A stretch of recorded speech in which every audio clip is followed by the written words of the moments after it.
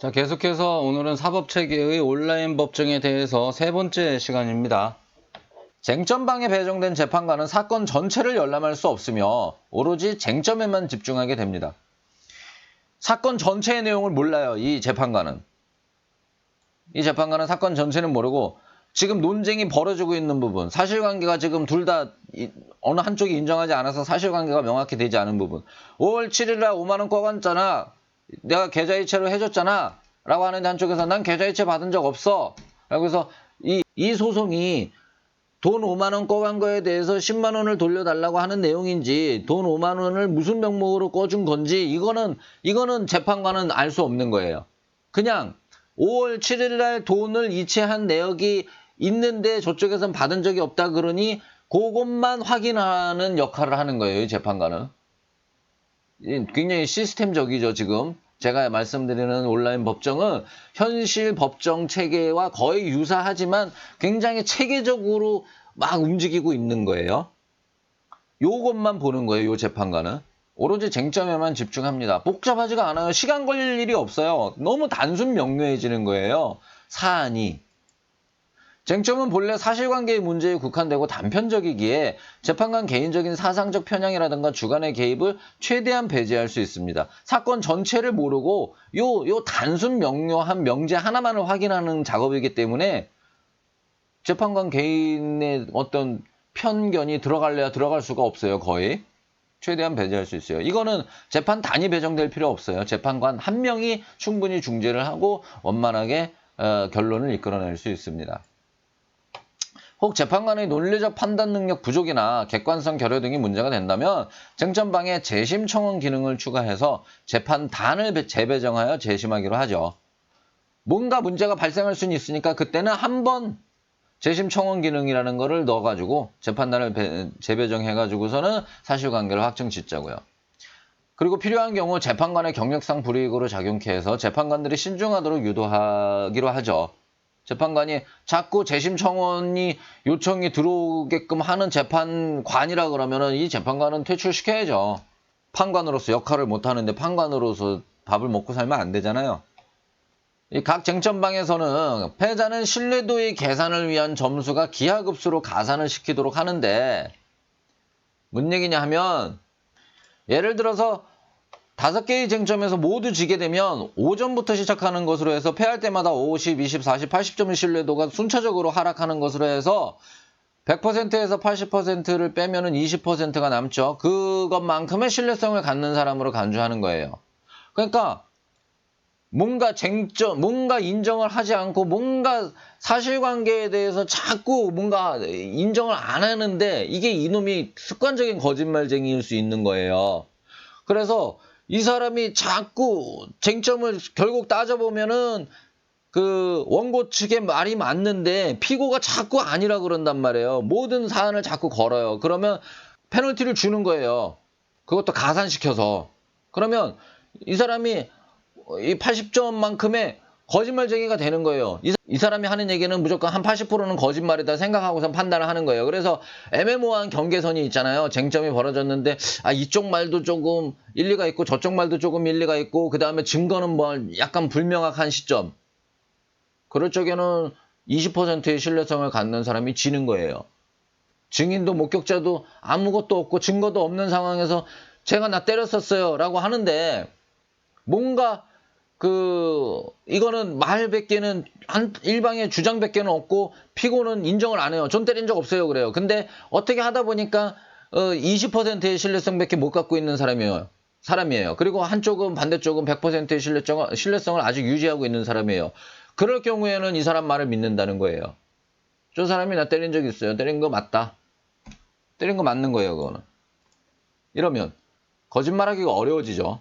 그런 거예요. 거짓말에 대한 페널티를 줘서 관리해서 거짓말을 잘 못하게 만들자라는 취지인 거예요, 지금.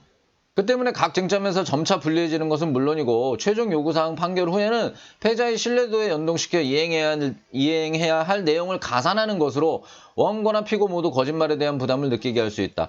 그러니까 신뢰도만 주는 게 아니라 야 10만 원 갚아라고 했는데 뭐 계속 이제 사실관계 확인해서 자꾸 딴지를 걸었단 말이에요. 그래서 신뢰도가 20%로 하락했어요, 피고가. 그러면 10만 원이 아니라 야, 얘는 거짓말도 자꾸 하니까 15만 원 줘. 이렇게 판결할 수 있는 거예요. 이렇게 영향을 미치기 때문에 거짓말에 대한 부담은 크게 가져가게 됩니다. 이 거짓말을 안 하면은 뭐 재판도 원활해지고 사회가 아름다워지죠, 뭐 거짓말 잘 안 하면. 만약에 6개의 쟁점을 연속해서 지게 된다면 완전히 신뢰할 수 없는 사람으로 보고 그 상태에서 바로 패소시키고 종결시켜버리자고요. 괜찮잖아요. 거짓말에 대한 벌칙으로 충분하잖아요, 이러면. 사실관계가 어찌됐든 간에 6번이나 거짓말을 쳤다. 아, 다 필요 없어. 너는 사실이고 뭐고 다 필요 없어. 네가 진 거야. 원하는 대로, 원고가 원하는 대로 해줘. 끝. 좋죠. 그 다음 거짓말 경력을 기록 관리해서 다음 소송에까지 영향을 미치게 하면 정말로 거짓말하기가 어려워질 거예요. 그리고 재심 청원에서는 청원자의 패배 시에 2단계의 신뢰도 하락 정도의 페널티를 부과해서 재심이 남발되지 않도록 그렇게 관리할 수 있을 거예요.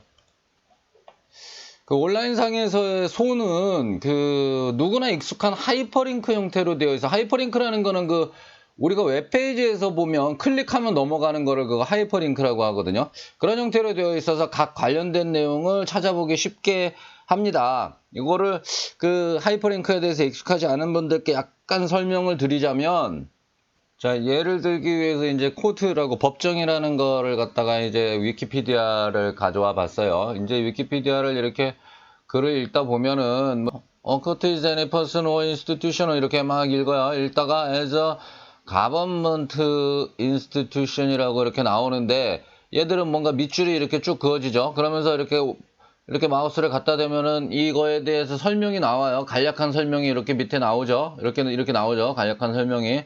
그거를 클릭해서 들어가면 가버먼트가 뭔지에 대해서 나와요. 이런 구조라는 거예요. 이거를 더 이해하기 쉽게 이제 제가 예를 하나 들면은, 자, 이제 이런 거예요. 이제 소장이 이렇게 인터넷상에 이렇게 작성이 된 거예요. 피고는 원고에게 돈을 빌리고 3번이나 약속을 어겨가며 아직도 돈을 갚고 있지 않다. 이거를 지금까지 한 200년 동안, 300년 동안 지내온 그런 어떤 법정 체계에서는 이게 다 문서로 되어 있어요. 그냥 이걸 다 A4지로 뽑아가지고 지금도 법정에 가면 A4지를 뽑아가지고 두껍게 이렇게 가지고 있어요. 그래서 판사, 검사, 변호사가 이제 바보짓들을 하고 있어요. 이걸 종이를 갖다 넘겨가면서 앞뒤로 찾아가면서 뭐 오타도 엄청 많고, 진짜 바보들 잔치를 하고 있어요. 왜 그렇게 하냐고요. 시대가 바뀌었는데 왜 그러고 앉았냐고요. 바보들처럼. 예, 하이퍼링크로 한다는 거는 이 피고가 누군지에 대해서 이 문장 내에서는 볼 필요가 없어요. 그러니까 이제 그 내용을 파악하기가 쉽죠. 하이퍼링크로 한다는 거는. 그리고 더 자세한 내용을 더 명확하게 알 수 있는 거예요.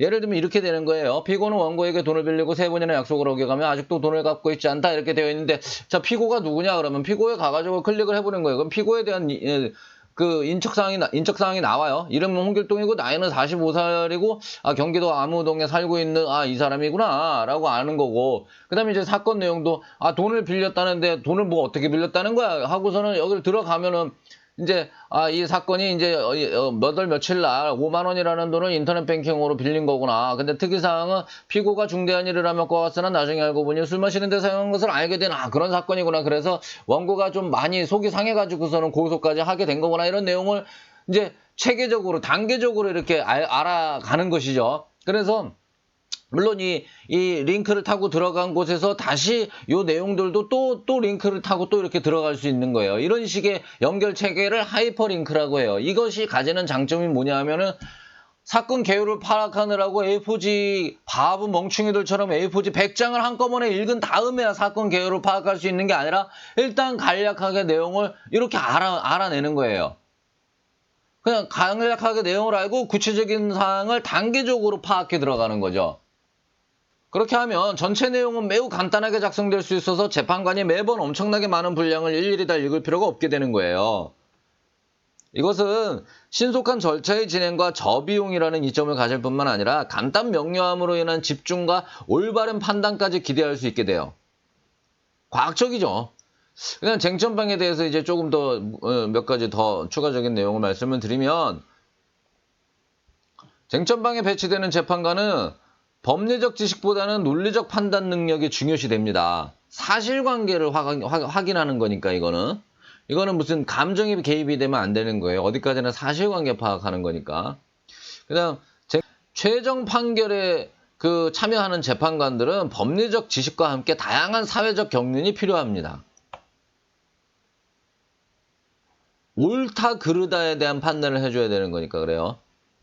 사실관계는 그런 내용이 없죠. 옳다 그르다를 판단하지 않아요. 사실관계는. 팩트라는 얘기죠. 그래서 이쪽 그러니까 사실관계를 파악하는 판사들을 이판사라고 칭하고 어떤 법리적인 판단을 하는 이 죄가 무거운지 가벼운지 옳은지 그른지에 대한 판단을 하는 그런 판사들을 민판사와 형판사로 나눠서 칭해 조직을 구분하면은 각자 요구되는 자질도 이제 다르고 굉장히 냉철함이 필요한 것과 현명함이 필요한 것이 좀 다르죠. 그 자질에 따라 충원하고 이후로도 점점 직업적인 어떤 전문성이 강화될 것으로 그렇게 기대가 됩니다. 그 사실관계를 정리하는 절차에서는 재심이 필요할 수 있어요. 그러나 판결 절차에서는 처음부터 다수의 재판관을 배치하는 신중함은 요구되지만 재심은 딱히 필요 없어요. 여러 명이 앉아서 옳고 그르고 그 다음에 이것은 가벼운 죄고 무거운 죄고에 대한 판단은 여러 번에 나눠서 판단할 것이 아니라 한 번에 대신 좀 여러 명의 의견이 좀 종합되어 가면서 판단을 하는 것이 훨씬 유리하고 비용 면에서도 좀 효율적이고 그렇게 할 필요가 있지 않는가 생각을 합니다. 동일한 사실관계를 기반으로 한 판결에 다름이 있을 수 있다는 것은 실제로는 당연히 그럴 수 있을지 모르나 체제의 위험을 지키기 위해서라도 절대로 이의를 인정하지 않습니다. 이건 질서를 위한 거예요. 그래서 재심 이런 거 절대 없고 일사부재리의 원칙이라고 하는 거에 그런 이유로다가 그런 원칙을 사법체계에 뒀던 것인데 마찬가지로 그런 개념을 새로운 그 체계에서도 적극 그것은 가지고 있어야 돼요. 하지만 사실관계를 파악하는 데는 앞서도 말씀드렸다시피 재심 청원이 있죠. 사실관계를 확인하는 데는 어떤 증거가 새로 나올 수도 있는 거고 그러니까. 체제의 위험을 지키기 위해서 어떤 이의를 인정하지 않는다라는 이런 억지가 비록 필요에 의해서라고는 해도 올바로 인정받기 위해서는 판사들이 직업적 자존을 위한 끊임없이 노력이 요구가 됩니다. 그래서 사람들이 좀 마음으로부터 따를 수 있게 이거는 어떤 직업으로서의 판사들에게 이제 맡기는 거죠. 스스로 위험을 갖추도록. 스스로 노력하도록. 자, 이제 앞서서 이제 민사사건을 이제 다 말씀을 드렸고, 이제 형사사건은 일단 수사기관으로 이관시킨다는 게 이제 어떤 얘기냐 하면은, 수사기관으로 이관된 형사사건은 최초에 일반인에 의해 제기된 소는 잠시 보류 상태가 되는 거고, 동일한 내용의 소가 수사기관을 원고로 하여 새로 생성이 되는 거예요.